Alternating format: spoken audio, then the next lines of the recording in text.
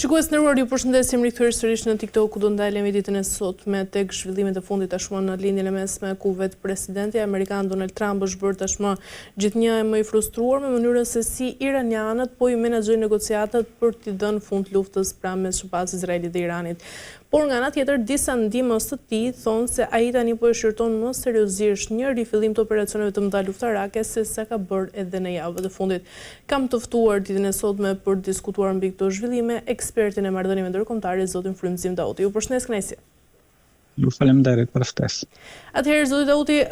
Shtetet e Bashkuara të Amerikës po flasin për diplomaci, por nga ana tjetër në të njëjtën kohë mbajnë luftanie, kërcënime, por sigurisht dhe presionin ekonomik mbi Iranin, por për shumë analistë kjo nuk duket më tashmë si negociat, por si një imponim force ndaj një shteti që refuzon t'i nënshtrohet vetë SBA-s. Fillimisht, si keni parë të gjitha këto zhvillime të fundit dhe apo përdor tashmë Amerika diplomacin po shuaj vetëm si një mbulesë për të justifikuar një përplasje të re ushtarake ndaj Iranit? SBA e shfrytëzon diplomacin për ta mbuluar humbjen në fushbetej, përderisa sanksionet ekonomike kuptohet që nuk është diçka e re. Këta sanksione janë të paktën 40 vite kundër Iranit, dhe Irani gjatë kësaj përvoje me sanksionet e SBA-s është mësuar se si të përjetoj apo mbi jetoj, dhe nuk është se e ndikon shumë. Ne kemi folur edhe më herët që Irani tani është në një pozitë shumë më të vëlishme se para kësaj lufte. Irani është duke shitur naftë shumë më shumë se para kësaj lufte, dhe kryesoria e kontrollon ngushticën e Hormuzit, dhe për shkak të çmimeve të larta kuptohet që përfitimet e qeverisë iraniane janë më të mëdha, dhe kjo do të ndikojë në përmirësimin e standardit jetësor të iranësve. Në anën tjetër, kemi ulje të standardit jetësor të shteteve arabe, të cilët e ndihmuan këtë invazion kundër Iranit, dhe ata nuk mund të shesin naftë si më herët. Disa shtete, sikur Kuvajti, Bahreini apo Emiratet e Bashkuara, as pak që mund të shesin. Arabia Saudite mund të shes një pjesë të naftës për shkak se shfrytëzon daljen në detin e Kuq, përderisa Emiratet janë bllokuar tërësisht. Tani nëse i shiqojmë për shkak se filloi kjo java e re, dhe shiqojmë që çmimet e naftës rriten përsëri, dhe mbas lajmet të fundit ka një gazet e cila merr informata nga administrata Trump dhe qeveria izraelite, dhe ato sot kanë shkruar që Trump parasheh që të bëjë një sulm tjetër kundër Iranit, dhe kjo ndikon në rritjen e çmimit të naftës, për shkak se ka mundësi që të vazhdojë kjo luftë. Mirpo në videon e kaluar thash që nuk besoj që të filloj tani lufta, për shkak se Trumpi përgatitet për një vizitë në Kinë, vizitë këtë që e shtyu për shkak të luftës në Iran, dhe tani nuk besoj që ta filloj këtë luftë, të paktën përderisa e bën vizitën në Kinë.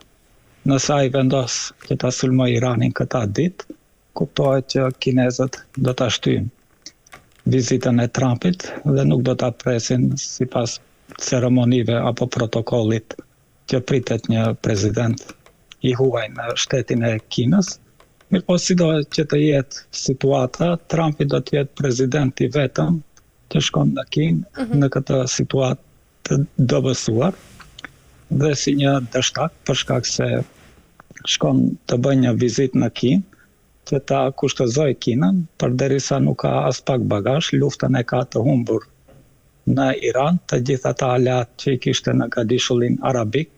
tani ata dal nga dal largohen nga ndikimi i SBA-s, për shkak se shiquan që bazat ushtarake amerikane nuk mund t'i siguronin ata shtete, dhe tani ata shtete janë duke falimentuar për shkak se nuk mund të shesin naftë. Pra, Trumpi edhe nëse shkon në Kinë, ai nuk do të arrijë asnjë rezultat. Mirpo Trumpi shpreson që do të kërkojë se kuptova. Diskutohet në Kinë dhe sa vendimtar mund të jetë ky moment? Po kryesorja Trumpi do të kërkonte ndihmë nga Kina. Do të kërkonte ndihmë nga Kina që të ndërmjetësoj që Irani të lejoj që ngushtica e Hormuzit të hapet dhe do t'u thot kinezëve që edhe ju e shfrytëzoni naftën e Iranit, naftën e Irakut, naftën e Arabisë Saudite dhe është në interes tuaj të bëni presion mbi Iranin që ta lirojë ngushticën e Hormuzit, por unë nuk besoj që Kina do të pajtohet për shkak se Kina e gjykoi këtë luftë sa është një agresion. Nga ana tjetër, SBA-ja përpiqet që të kalojë një rezolut në Kombet e Bashkuara në Këshillin e Sigurimit, rezolut kjo që është dërguar nga shteti i Bahreinit, kuptohet me direktivë të SBA-s dhe Izraelit, që të kërkojnë nga Kombet e Bashkuara që ta gjykojnë Iranin pse ka bllokuar ngushticën e Hormuzit, që sipas atyre është një thirrje e ligjit ndërkombëtar. Mirëpo SBA-ja nuk i respekton vetë ligjet ndërkombëtare,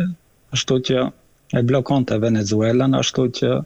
e blokon Kubën, tani përpiqet të bllokojë Iranin, pra nuk mund të merret seriozisht ajo rezolut në Kombet e Bashkuara dhe Trumpi do të kërkojnë nga Kina që mos ta shfrytëzoj të drejtën e vetos që të kaloj ajo rezolut. Mirëpo edhe nëse arrin që ta bind Kinën për përfitime ekonomike të Kinës që të lëshoj pe Kina për SBA-ja apo Kina të lëshoj pe për interesat e tyre gjeostrategjike, përsëri e kemi Rusinë e cila pas gjitha gjatë kaloj ajo rezolut dhe dal nga dal e gjithë bota do të kuptoj që ngushtica e Hormuzit tani është pjesë territoriale dhe pjesë e sovranitetit të Iranit dhe duhet të pajtohen me atë fakt për shkak se Irani e fitoi atë ngushticë nëpërmjet luftës, jo nëpërmjet manovrimeve apo interpretimit të ligjeve ndërkombëtare. Dhe sido që t'jetë, do të shiqojmë dështimin edhe ekonomik të kësaj vizite dhe Trumpi mbas 2 ditëve do të kthehet si një dështak nga vizita në Kinë dhe pastaj mund të presim që mund të fillojë një luftë e re kundër Iranit. Zoti Auti, çfarë po kërkon realisht Amerika nga Irani, pasi në Washington po shtohen zërat pra për goditje të targetuara, ndërsa Irani nga ana tjetër akuzohet se nuk po dorëzohet para ultimatumeve amerikane dhe nga ana tjetër kritikët tonë se SBA nuk pranon asnjë palë që nuk bindet plotësisht ndaj të gjitha interesave të saj strategjike. Po tani kemi propozimet edhe të Iranit edhe të SBA-s me ndërmjetësim të Pakistanit. Dallimet e tyre janë shumë të largëta dhe asesi që mund të pajtohen ata dallime apo të afrohen. Kjo për arsye se interesat e SBA-s i përfaqëson Izraeli dhe kishim një intervistë të fundit të kryeministrit të Izraelit, i cili tha që lufta kundër Iranit nuk ka përfunduar. Kjo do të thotë që mund të presim përsëri që të eskaloj kjo luftë dhe mbas asaj intervistës së tij ai thoshte që nuk ka përfunduar kjo luftë për shkak se ende Irani i ka materialet nukleare. Mirëpo ne duhet ta përkujtojmë edhe Trumpin edhe Izraelin që kjo luftë nuk filloi për ata materiale nukleare, ata e filluan këtë luftë për ndrimin e regjimit. Mirëpo tani janë bindur ata se është e pamundur që të ndrojë regjimi, përderisa për materialet nukleare ata gjatë gjithë kohës i kanë pas inspektorët e Agjencisë Ndërkombëtare për Energji, të cilët kanë qenë në terren në Iran dhe vëzhgonin procesin nuklear të Iranit, veç asaj në kohën e Obamas u bën një marrëveshje që të zgjidhet kjo çështje. Mirëpo Trumpi dhe Izraeli me lobim të Izraelit, Trumpi e shfuqizoi atë marrëveshje dhe si duket duan të kthehen përsëri në marrëveshjen e Obamas që u arrit para 10 viteve. Mirëpo tani rrethanat kanë ndryshuar. Në Iran nuk është tani në krye të Iranit nuk është qeveria reformiste e Iranit. Në krye të Iranit është garda revolucionare, të cilët kanë një qëndrim më radikal dhe ata as pak që duan të negocionojnë me Izraelin dhe Iranin për çështjet e brendshme të tyre, për çështjet që ligji ndërkombëtar u lejon Iranësve që të prodhojnë energji nukleare për të zhvilluar ekonominë e tyre, industrinë e tyre. Dhe kjo luftë dëshmoj që Irani është i gatshëm nga çdo invazion dhe asesi që të lëshoj pe.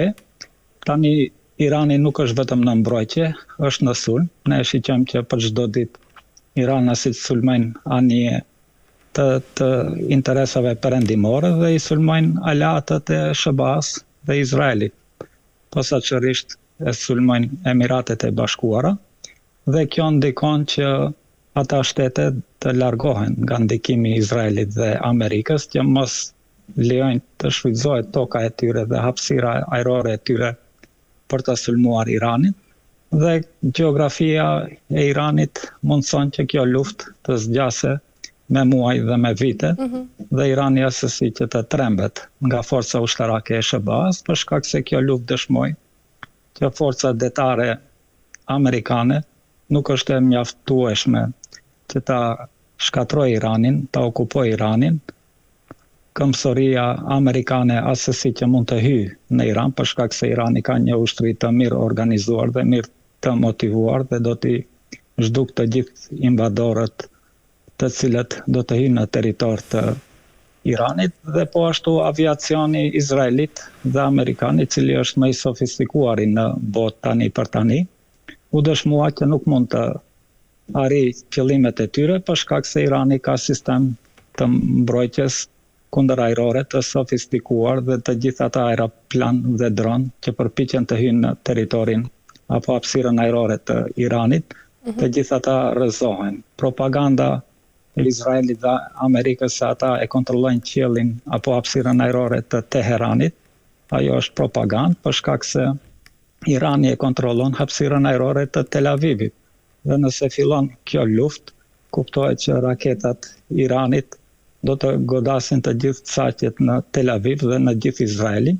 Veç asaj e kemi edhe Hezbollahun, që tani jo që është duke i shkatruar tanket e Izraelit në territor të Libanit, po ata kanë filluar edhe sulm dhe dronët e Hezbollahut tani shkatrojnë edhe bateritë kundërajrore të Izraelit, dhe nga të gjithë anët Izraeli dhe SBA janë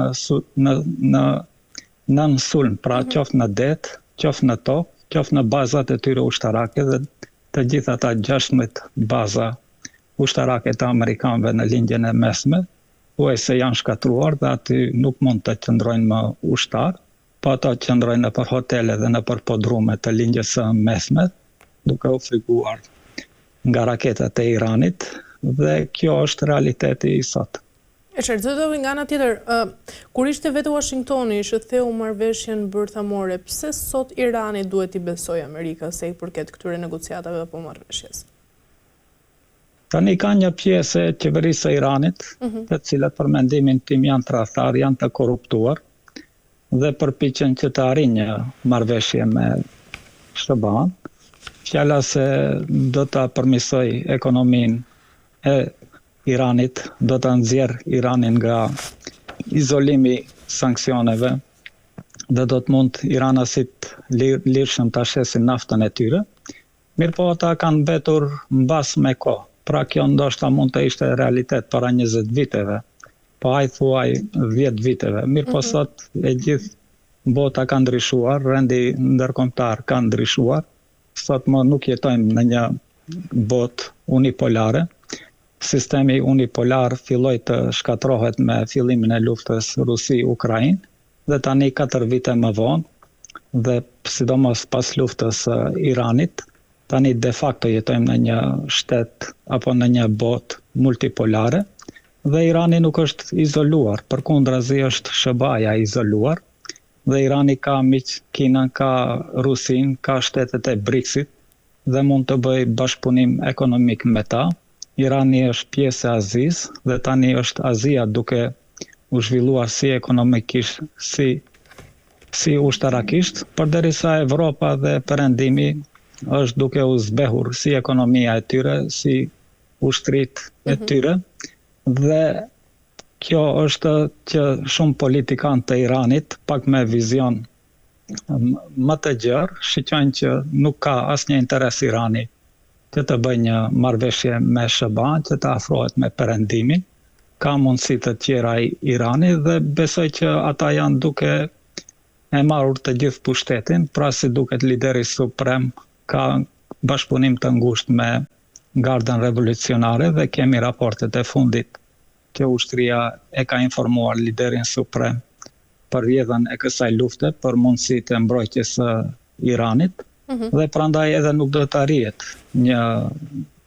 një bashkëpunim apo një marrëveshje me Iranin, dhe nga ana tjetër Trumpi nuk mund të nënshkruajë diçka që Izraeli është kundër, për shkak se kjo luftë bëhet për interesat të Izraelit, dhe kuptohet që lobi izraelit është shumë me ndikim si në qeverinë amerikane, po ashtu edhe në Kongresin Amerikan, dhe më rëndësi në mediat amerikane, dhe nëse Trumpi vepron kundër interesave të Izraelit, ata kuptohet edhe mediat edhe politikanët të gjithë do të sulmojnë Trumpin, për tani përpiqen që mos ketë shumë dëm Trumpin nga kjo luftë, edhe pse ne të gjithë e dimë që ai e humbi luftën, mirë po mediat apo mas mediat amerikane përpiqen që të thuajnë se Trumpi ka fituar kundër Iranit, ashtu që u ka shkatruar flotën detare, u ka shkatruar fuqinë ajrore. Mirë po ne të gjithë e dimë që kjo nuk është e vërtetë, mirë po masa amerikane, sidomos ata republikanët të cilët i ndjekin mediat konservatore republikane, ata besojnë që Trumpi ka arritur ndonjë sukses në kundër Iranit, dhe nëse tërhiqet, nuk është se do ta dëmtoj shumë karrierën e tij politike. Mirë po e shiqojmë edhe nga anketat e fundit në politikën amerikane që autoriteti Trumpit është rrëzuar për toke, ai është diku ke 30% që ka mbështetje në publikun amerikan, dhe kjo luftë kundër Iranit ndikoi që të rriten çmimet e naftës, të rritet inflacioni në SBA, dhe kjo luftë e shkatroi karrierën politike të Trumpit, për shkak se Trumpi thotë që do të kandidojë në vitin 2028 përsëri, apo nëse ai nuk kandidon, ai planifikonte që djalin apo vajzën e tij ta nxjerrë kandidat me emrin Trump, pra logoja e tij të mbetet në politikën amerikane, po si pas asaj që shkon kjo luftë nuk është se do të ketë gjasa, për shkak se ati mbas zgjedhjeve parlamentare mund të fillon procedura impeachmentit, për shkak se mbas gjitha analizave ai do ta humbë edhe pushtetin legjislativ. E qartë. Zototi, nga ana tjetër Teherani pretendon se po trajtohet ndryshe nga fushët e tjera bërthamore dhe se standardet amerikane ndryshojnë sipas interesit politik. Pra, mendoni se SBA po përdor standardet dyfishta ndaj Iranit në çështjen bërthamore? Po kuptohet që është një hipokrizi. Pra, tani ata thuajnë Izraeli mund të ketë bombë atomike, Izraeli mund mos e nënshkruaj traktatet ndërkombëtare që nuk lejojnë prodhimin pa kontroll të uraniumit, përderisa Irani edhe pse është në vëzhgim ndërkombëtar, përsëri Irani duhet të ketë sanksionet ekonomike. Pra këtu shiqohet edhe hipokrizia e politikës amerikane, mirë po kjo mund tolerohej para 10 viteve, apo ndoshta edhe para 5 viteve, mirë po sot kjo situatë nuk mund të tolerohet, dhe njerëzit kanë filluar të informohen dhe të lexojnë se për çka bëhet fjalë,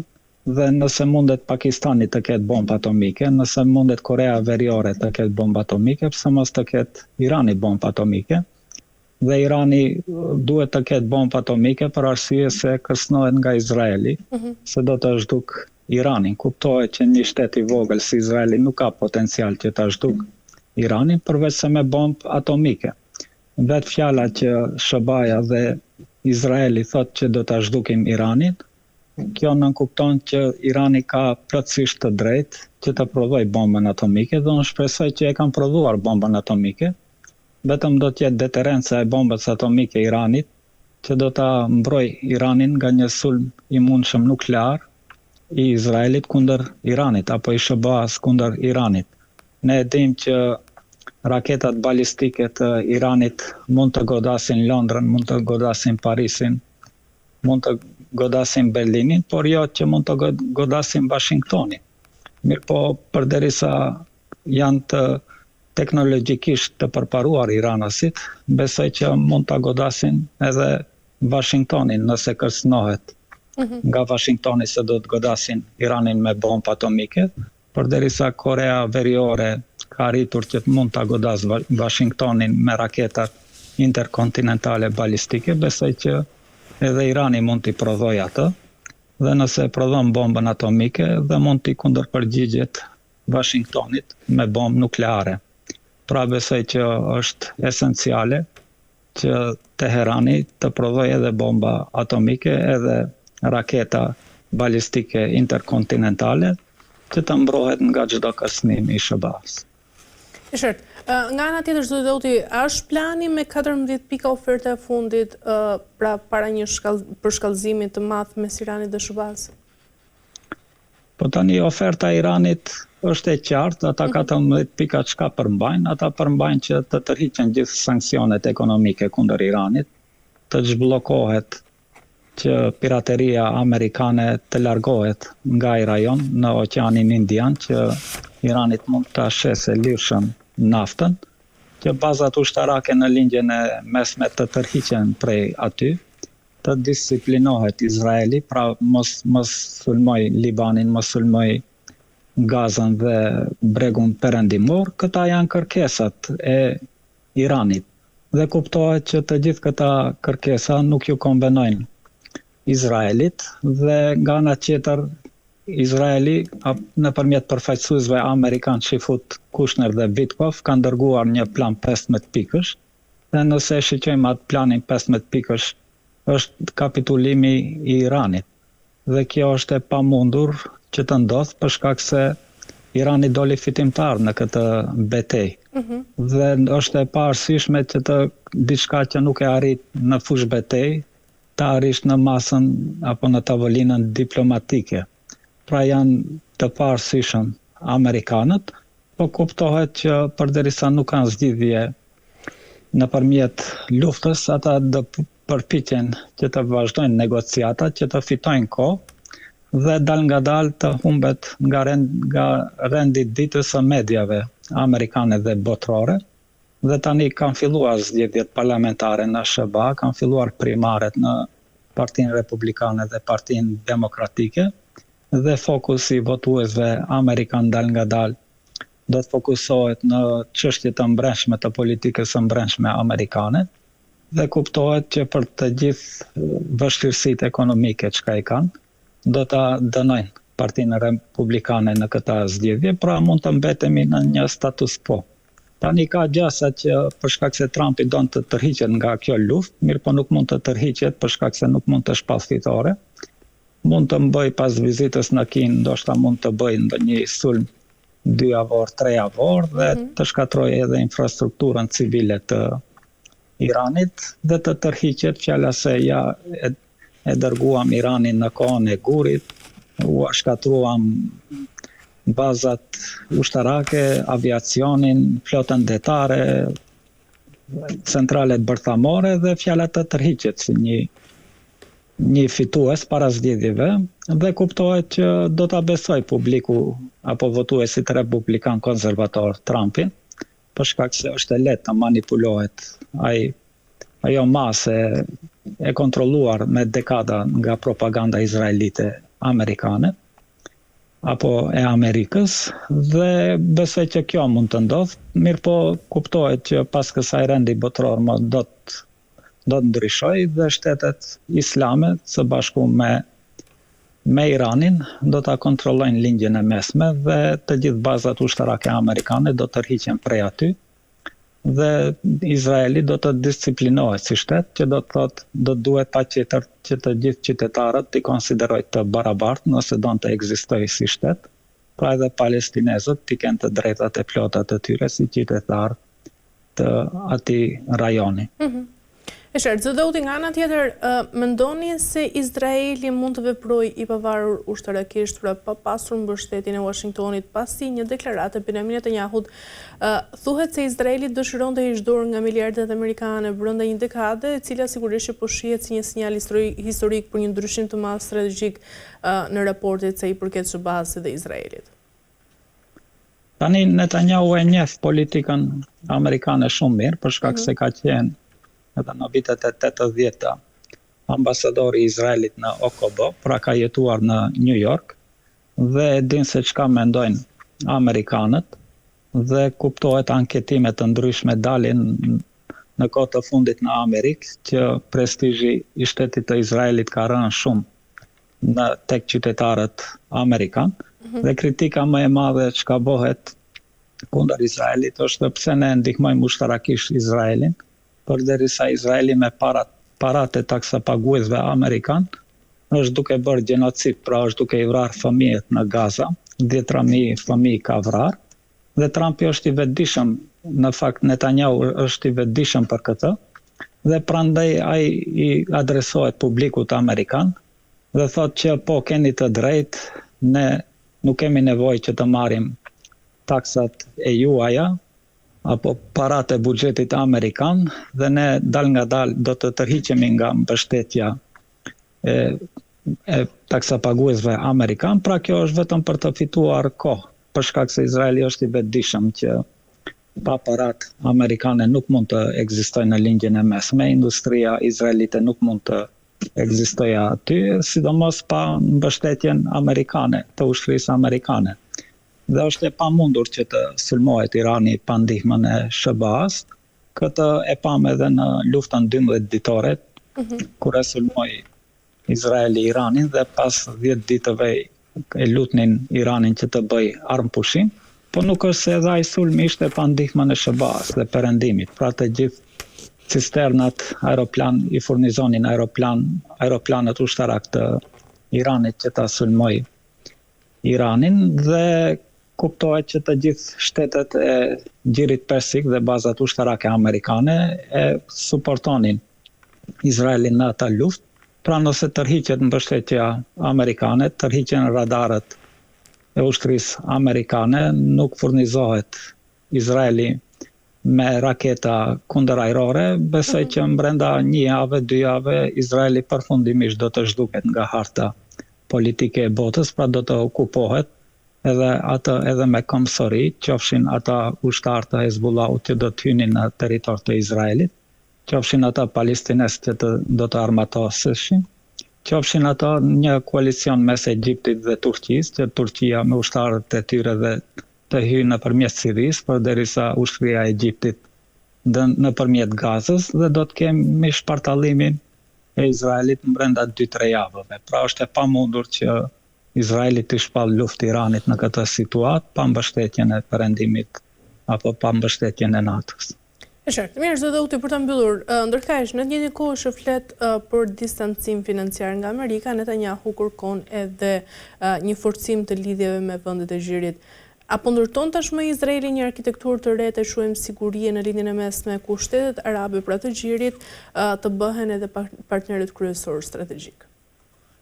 Po tani ka plane të ndryshme Izraeli, sidomos kryeministri i Izraelit është duke jetuar në një iluzion. Ai beson që e kontrollon botën, e kontrollon rendin ndërkombëtar me mbështetjen e çifutrisë ndërkombëtare. Po unë besoj që kjo është një iluzion. Ai thotë që me ndihmën e Emirateve të Bashkuara, ata e kontrollojnë, për shembull, dhe bëjnë lufta qytetare që i mbështesin në Yemen, në Somali, në Libi, në Sudan. Të gjithë këta luftëra nxiten nga Izraeli dhe implementues apo financuesit të gjithë këtyreve janë Emiratet e Bashkuar, sidomos Dubai dhe Abu Dhabi, dhe kanë një projekt po ashtu edhe me Indin. Pra Indin kanë arritur që ta tërheqin në zonën e tyre. Dhe nëse shiqojmë, investitori më i madh në Dubai është pikërisht kapitali i Indis, dhe kemi lajmin e fundit tani që kryeministri i Indis do ta vizitojë Emiratet e Bashkuara brenda kësaj jave. Dhe është një projekt që India dhe Izraeli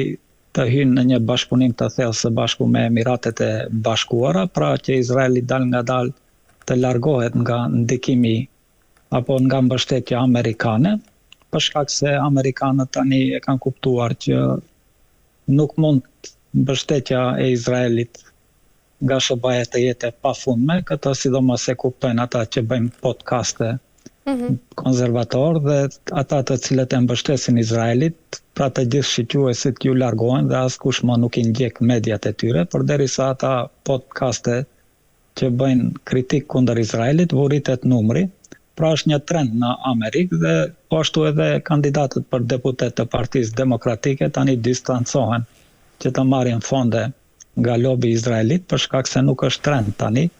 dhe votuesit kanë filluar që të pyesin nga financohen ju. Nëse financohen nga Izraeli, atëherë nuk i votojnë ata kandidat dhe ka gjasa që të humben, pra distancohen politikanët amerikan nga Izraeli dhe tani Izraeli ka arritur që nëpërmjet propagandës, korrupsionit të hyjë në politikën e Indis dhe thot që tani ne nëse largohemi nga SBA-ja do të lidhemi me Indin për shkak se nuk mund me Kinën që të bëjnë që ta shfrytëzojnë Kinën, përderisa Indin mund ta shfrytëzojnë për shkak se i kanë blet të gjithë mass mediat e Indis dhe përderisa India është një demokraci, kjo është në favor të qifutrisë ndërkombëtare, për shkak se qifutria ndërkombëtare arrin që ta blej edhe pozitën dhe opozitën, të bëjë një opozitë të kontrolluar. Mirë po këta janë plane dhe iluzione që nuk do të mund të realizohen, mirë po shpresa vdes e fundit. Unë besoj që tani nëse shpejti do të shiqojmë shpartallimin e shtetit të Izraelit, kështu si që e njohim, do të shiqojmë largimin e ndikimit të SBA-s nga lindja e mesme dhe lindjen e mesme do ta kontrollojnë shtetet islame dhe do të hyjmë në një rend ndërkombëtar dhe qifutëria ndërkombëtare do ta humb pozicionin çka e ka për shkak se të gjithë ne çka merremi me këta çështje të marrëdhënieve ndërkombëtare e shpjegojmë shumë bukur se çka është duke ndodhur, se si qifutëria ndërkombëtare nëpërmjet kapitalit bankave e kontrollon botën, nëpërmjet mediave e kontrollon opinionin publik dhe nëpërmjet ushtrisë amerikane i sulmonte ata shtete